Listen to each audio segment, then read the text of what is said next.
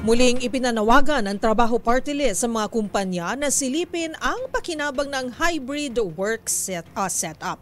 Ito ay sa gitna ng inaasang dagdag pasakit sa mga commuter dahil sa nakaambang rehabilitasyon ng EDSA sa katapusan ng buwan. Nagbabalik si Edniel Parosa.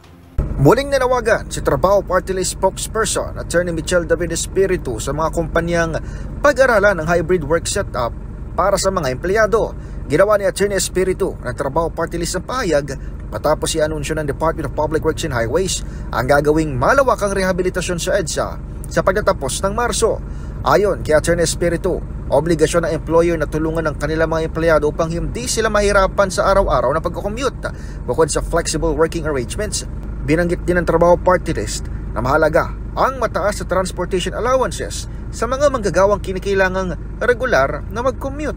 Inihayag ng Trabaho Party List na importanteng mabigyan ng sapat na tulong ang mga empleyado dahil sa dagdag na gastusing idudulot ng EDSA Rehab at ang posibleng epekto sa kanila ng mahabang oras sa pagbiyahe gaya ng stress.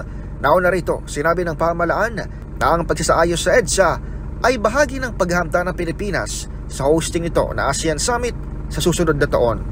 Para sa MBC TV Network News, ito si Edniel Parosa ng DZRH. Una sa Pilipinas, una sa Pilipino.